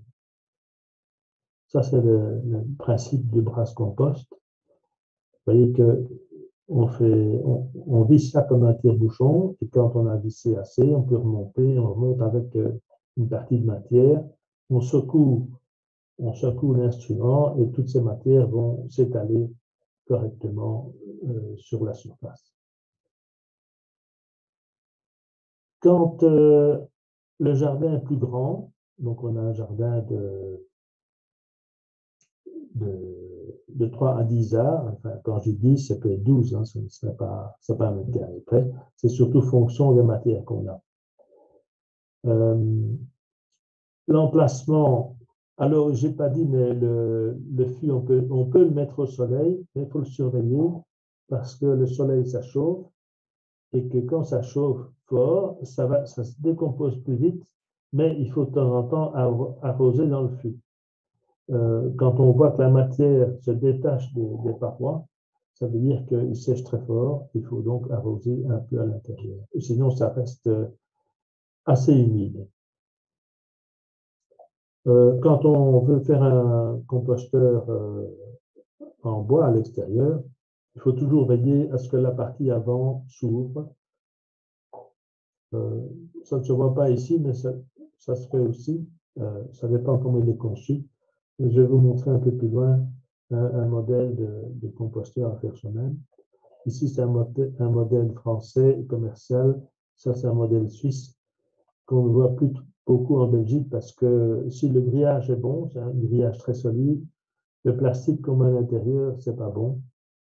Donc, je ne suis pas très favorable à ça, mais on pourrait le faire à condition de remplacer le plastique par soit du carton, soit un géotextile à l'extérieur. Alors, je vais expliquer plutôt ici, voilà un modèle qu'on peut faire soi-même en faisant en sorte de limiter l'espace entre les planches de 2 à 3, 5 mm. Si on pense qu'il y a des rats dans le coin, ce n'est pas suffisant, il faut vraiment qu'elles soient jointives. Et en plus de mettre une grille en dessous, ce qui n'est pas le cas ici. Par contre, pour la partie avant, on peut mettre l'équivalent de 9 planches, ce qui fait à peu près 1 mètre de haut. Donc ça a 1 mètre de haut, ceci, c'est plus facile. Et 1 mètre sur 1 mètre, c'est l'idéal. Il ne faut pas trop grand. Ça sert à rien il vaut mieux mettre 3 compartiments plus petits que 2 grands, parce que 2 grands, on n'arrivera pas à le gérer. Et on va déposer le bois sur des dalles de trottoir ou une grille épaisse. Alors voilà des composteurs qui ont été placés à différents endroits. Ici, une palette avec un espace pareil, c'est évidemment beaucoup trop grand, mais ce compartiment-ci servait de réserve de matière carbonique. Donc si on récolte les feuilles mortes à l'automne, on peut très bien les stocker à l'abri dans des grands sacs et puis les utiliser au fur et à mesure que la saison avance.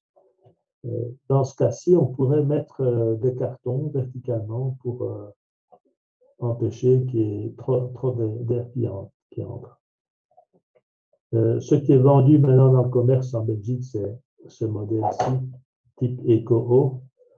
C'est du plastique recyclé en fait. Donc, ce sont des bouteilles de plastique recyclées en composteur. Ils ont aussi d'autres mobiliers, mais c'est très courant en Bruxelles, par exemple, et de plus en plus dans les autres provinces aussi, mais ils ont vraiment démarré avec ça dans le compost collectif en Bruxelles. Mais ça peut s'utiliser chez soi, bien entendu, parce qu'il y a différents modèles qui existent. Alors, Vincent, je vous interromps, hein. oui. Juste pour votre information, il est déjà 21h30, hein, comme ça vous savez. D'accord. Voilà. J'en ai plus pour très longtemps. J'ai avancé un peu le tas. Ah oui, puis lombricompost, de toute façon, je ne comptais pas en parler beaucoup. Sauf que les vers, j'en ai parlé un peu. Ça, c'est le principe du lombricompostage. Donc, on a des bacs empilables. Et où trouver les vers le plus simple, c'est quand même d'aller chez un guide composteur ou d'aller sur cette plateforme internet plusdevers.fr où pas mal de Belges se trouvent aussi. Donc, on peut trouver des vers assez facilement. Voilà, les 2 meilleurs lombricomposteurs, ce sont ceux-ci. Et quand on a du compost, il ressemble à du terreau. Sa couleur s'apparente à celle de la couche de terre arabe. Sa structure est légère et friable. Il n'y a pas d'odeur, ou s'il y a une odeur, elle est bonne. Il n'y a pas plus de chaleur. On peut tester le compost avec du cresson, juste pour savoir s'il est utilisable dans les bacs de semis, parce que sinon, dans le potager, c'est pas très intéressant, c'est pas très utile. Et au niveau de l'humidité, il doit être compris entre 30 et 50% d'humidité. Et puis alors, quand le compost est jeune, on va l'utiliser en surface, en mulch. S'il est à moitié mûr, on pourra l'incorporer, le griffer au niveau du sol. Et s'il est bien mûr, on pourra l'utiliser dans les bacs à fleurs, pour faire du carottage, de pelouse, etc. Donc attention à la minéralisation. Si on laisse le compost mûr sans protection, donc il continue à se décomposer et on finit par perdre sa qualité et perdre du compost, évidemment. Le lombricompost produit aussi un liquide qu'on va diluer dans de l'eau et qu'on va utiliser comme engrais. Alors, je vous renvoie à des livres de jardinage pour tout ce qui est celui-ci, c'est un excellent livre, pour tout ce qui est usage du compost, hein, parce qu'en fonction des légumes, on ne va pas mettre les mêmes quantités de compost, bien entendu. Alors, juste un petit tour d'horizon pour le compost de branche. Ça, ce sont les composteurs que moi-même j'utilise depuis 1998. Vous voyez qu'il y a une couleur brune. Cette couleur brune vient d'une peinture qu'on appelle le biocarbonyle, que j'utilise quand un compartiment est vide. Je le laisse sécher pendant quelques mois et puis je remets une couche de biocarbonyle pour protéger le bois. Et vous voyez que les composteurs sont déposés sur une grille. On la voit ici. C'est une grille, c'est une paillasse en métal déployé et qui est très solide et qui permet de récolter plus facilement le compost. S'il n'y avait pas de grille, on risque de récolter de la terre en même temps que les dernières quantités de compost. Et puis alors, chaque année, je composte les tailles de haies, du moins une partie. Donc, elles sont broyées à la tondeuse, mises en bac comme ça. Tous les 10 cm, je mets 10 à 15 litres d'eau par 10 cm. Et puis, on voit que quand le composteur a été commencé au mois de juin, 4 jours après, je suis à 63 degrés, mais je suis encore à 50 degrés un mois après. Là, je fais un transfert donc de toute la matière dans le compartiment d'à côté. Ça continue à composter. À la fin de l'année, je suis à moins 66% de volume. Et l'année suivante, 10 mois après, je suis à moins 75%, mais j'ai déjà un compost qui est utilisable dans le jardin. Alors, je conseille aussi la lecture de ce livre aussi, Compost et paillis, aux éditions Terre Vivante, mais qu'on vend aussi à la librairie Nature et Progrès pour ceux qui connaissent. Et puis, un petit mot pour dire, le dernier, pour dire que nous formons des guides composteurs. Tout ça se trouve, cette information-là se trouve sur notre site comitéjean.be. Il y en a une qui est organisée ici au mois de mai. Il y en a peut-être une au mois de septembre, octobre, mais ce n'est pas encore prévu. Et il y a une formation de maître composteur pour les professionnels au mois de juin. Et ça, ce sont nos adresses. Donc, moi, même si je suis responsable d'antenne Bruxelles, je m'occupe des relations internationales. Mais je suis toujours joignable s'il y a des questions particulières. Et puis, j'ai également donné quelques autres informations. Voilà. Pour moi, c'est tout. Merci beaucoup, Vincent. En tout cas, c'était vraiment très intéressant. J'ai dû aller, il y a beaucoup de choses à dire. Mais bon. Bah oui, oui, oui, je comprends. Mais bon, voilà, on a un petit peu pris par le temps ici. Alors, juste avant de passer en revue les questions-réponses qui ont été posées dans le chat, je vais lancer un petit sondage. Voilà, si chacun pouvait répondre au petit sondage que je lance maintenant concernant la formation, ce serait vraiment super.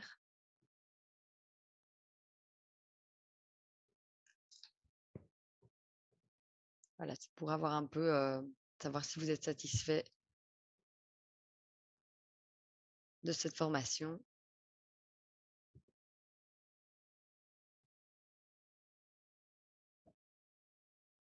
Globalement, tout le monde a l'air très satisfait, ça fait plaisir.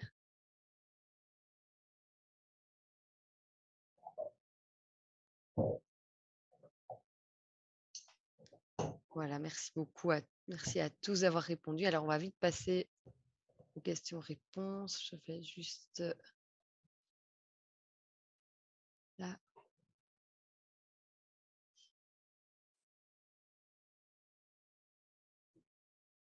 Alors, concernant les questions, Vincent, donc ça a été posé dans le chat. Oui, je vois la question ici. Ah, ben voilà, super. Donc, on va remonter tout en haut. La première, c'est quoi?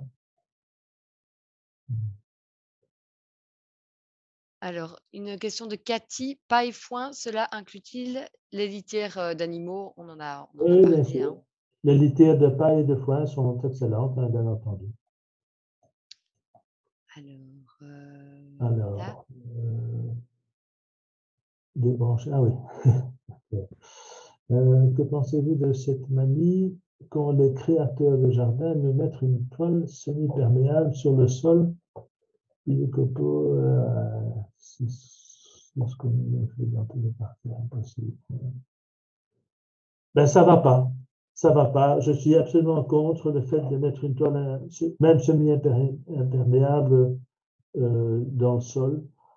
J'ai un voisin qui l'a fait il y a quelques années pour, soi-disant, empêcher les mauvaises herbes de pousser sur le trottoir. 2 ans après, elle était de nouveau remplie d'herbes, donc ça n'a servi strictement à rien du tout. Par contre, il faut avoir, sur les chemins en tout cas, on peut mettre un paillage de copeaux de bois, mais il faut en trouver. Alors, moi, ce que je fais régulièrement, c'est que dès que j'entends un broyeur tourner quelque part, qui est manié soit par la commune, soit par un professionnel, je vais lui demander pour me procurer 1 ou 2 mètres cubes de broyat. Et parfois, j'en ai jusque 10 mètres cubes à la fois, parce que parfois, pour les professionnels, ça les embête parfois de faire des kilomètres pour aller déposer leur broyat de branche alors qu'on en a besoin chez soi. Donc, si vous avez l'occasion de venir visiter notre site du comité Jean Pins à Londerzeel, c'est au-delà de Bruxelles, à 12-15 km de Bruxelles, tous les premiers samedis du mois, l'après-midi, on a une visite guidée du site et vous verrez que tous les chemins sont faits à partir de broyats de branches et on en remet 1 centimètre ou 2 chaque année. Voilà. Et pour le reste, il y a des chemins qui sont simplement faits en gazon, et là, ils sont tondus avec un tondeuse mancheuse. Alors, quid des feuilles sous un sol pleureux, c'est pareil. Si on s'y prend à temps et qu'on a une tondeuse melcheuse, ça passe tout seul. Les feuilles sont assez tendres, donc ça ne pose pas de problème.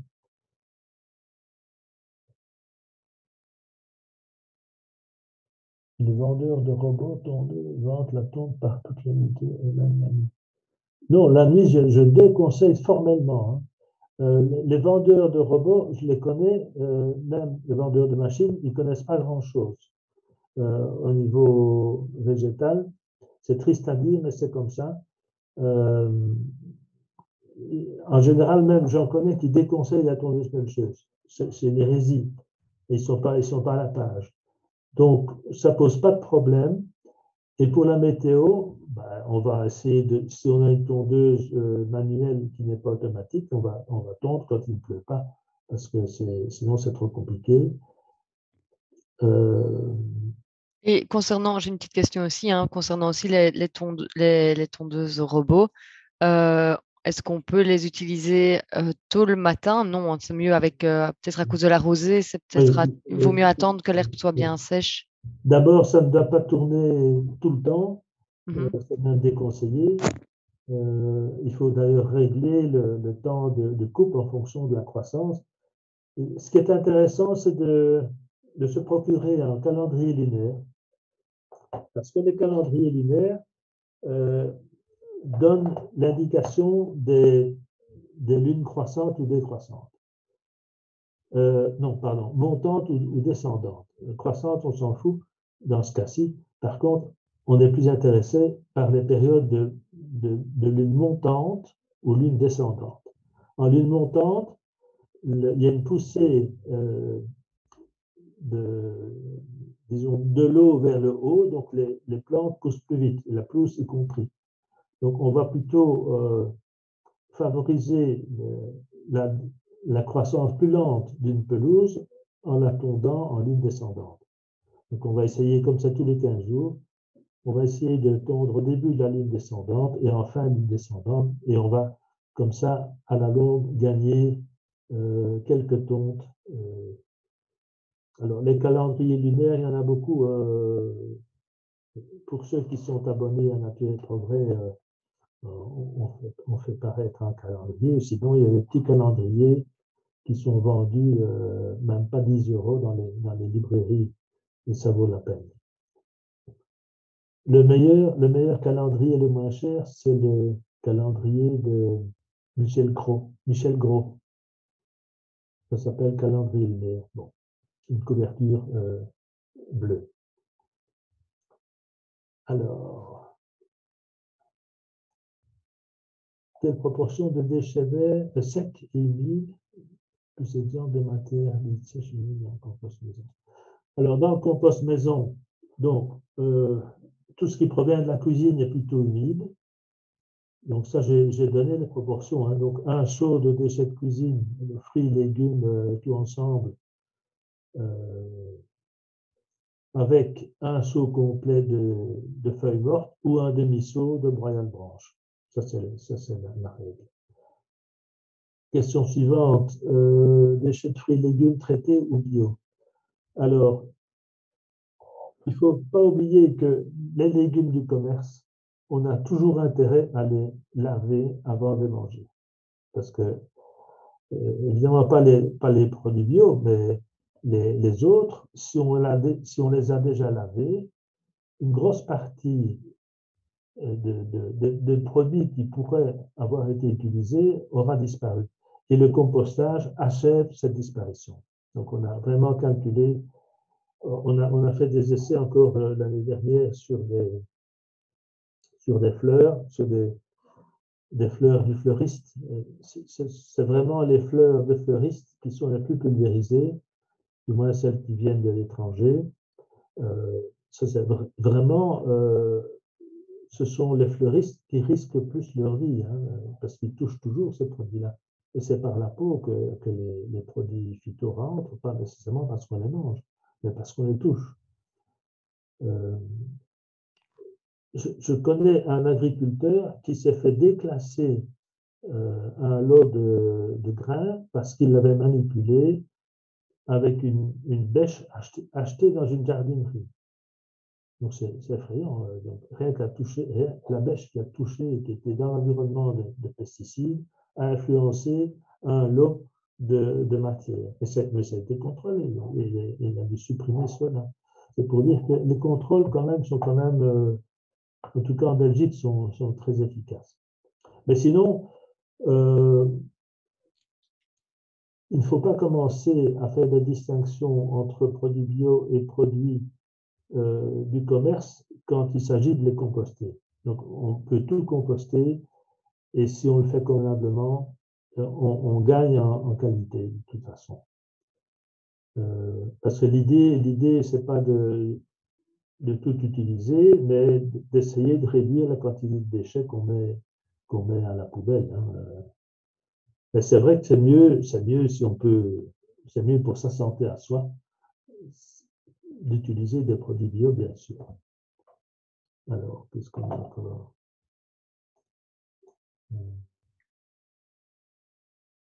Cendre de bois, 3 kg par saison. Par saison, oui. Oui, par année, hein, c'est 3 kg à l'art par année. Peut-on mettre les renoncules, disons? Je les ferai sécher, effectivement. C'est trop dangereux. Peut-on préciser? Il y a une exception. Moi, je fais l'exception quand je taille des haies parce que j'ai un gros volume. Quand je dois composter les tailles de haies, j'ai tout de suite 500-600 litres. Donc, j'arrive à, je vais montrer à 50-60 degrés. Et à cette température-là, il n'y a rien qui résiste. Je peux tout mettre, même si ce n'est pas sec. Donc, le lierre, par exemple, est une crasse aussi à composter. Ben, je le mets dedans. Les racines d'ortie aussi, je mets tout dedans. Au moment où je suis sûr d'arriver à cette température-là. Sinon, il faut faire sécher. Le marc de café, c'est quand même bizarre, je n'ai jamais entendu ça. Il n'y a aucun souci, il n'y a aucun souci. Les vers de thé, ils adorent le marc de café. Pas toxique, non, pas toxique.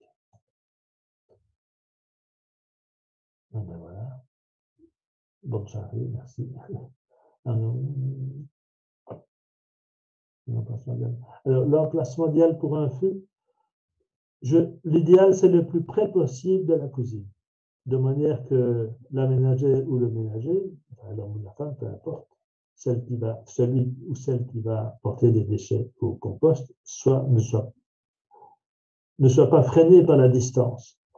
C'est pour ça que moi, par exemple, j'ai un fût qui se trouve à 5 mètres de la porte de la cuisine, mais j'ai un autre compost à 10-15 mètres plus loin, et puis j'ai encore des bacs à 25 mètres, parce que je fais quand même beaucoup de compost. Je ne fais pas de toile dans les parterres de fleurs. Ben, oui,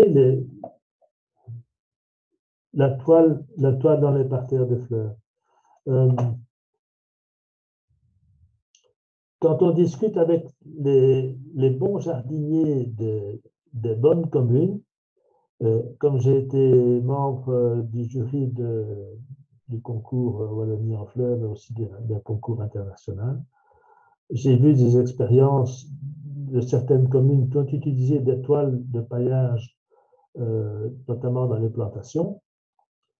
En France, par exemple, il y a eu ça dans une plantation de palmiers.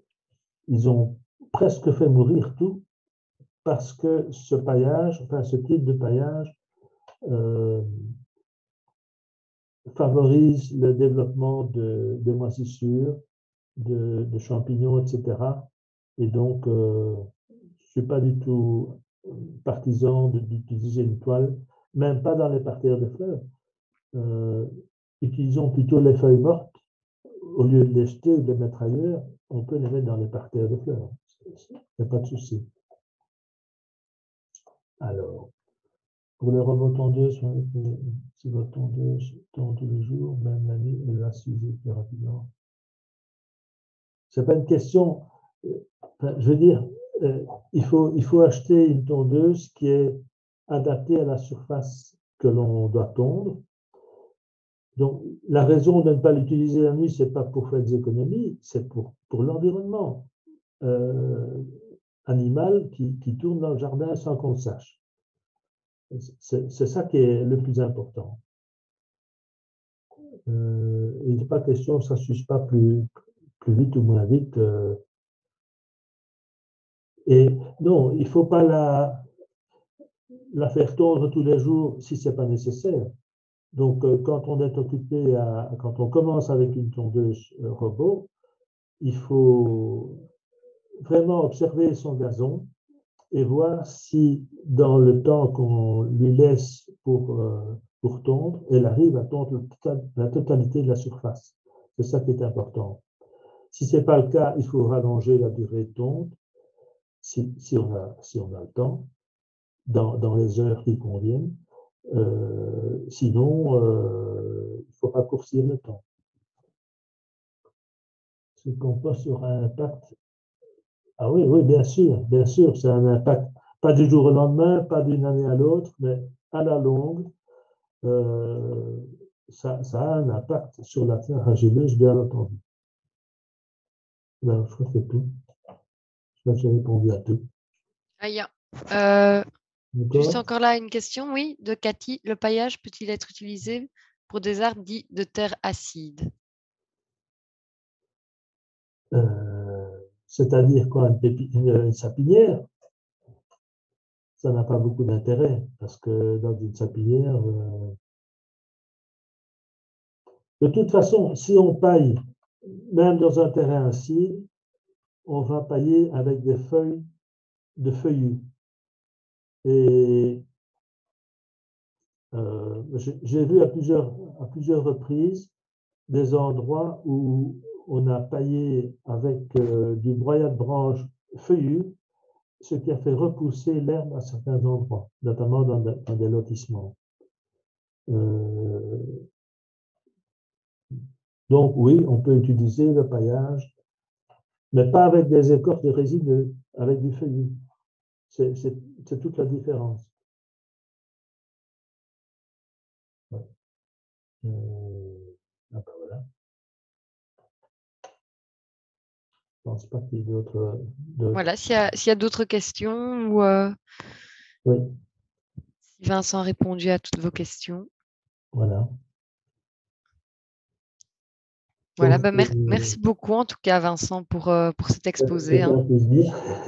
C'était vraiment très intéressant. Le principal, c'est que tout le monde soit conquis et soit intéressé. Voilà. Voilà, alors comme à chaque fois, tous les participants vont recevoir donc, à mon avis, dans le courant de la semaine prochaine, l'enregistrement de la conférence ici et le PowerPoint, hein, comme ça, ils pourront revisionner. Et alors, il y a toutes les prochaines formations aussi qu'on organise. Vous pouvez aller les visualiser sur le site adalia.be dans la partie service formation. Alors, je signale aussi que si au reçu de mon PowerPoint, s'il y a encore des questions particulières, je peux répondre. Hein. Je passe beaucoup de temps à répondre aux gens parce que c'est vrai que je suis en contact avec des dizaines de personnes. Je fais beaucoup de conférences et de formations. Donc, je reste en contact avec mes administrés, les stagiaires, etc., mes auditeurs, auditrices, etc. Mais bon, c'est amusant. Pour moi ça me laisse en contact avec le public. Parce que ça fait longtemps que je ne suis plus dans le professionnel, mais je travaille pour les professionnels, puisque en fait, toutes les intercommunales font appel à nous. Quand je dis nous, c'est mon équipe du comité Jean-Pin. On n'est pas nombreux. En francophonie, on est 4. Et en Flandre, ils sont 4 aussi. Et voilà, on fait quand même du bon travail. Voilà. Voilà.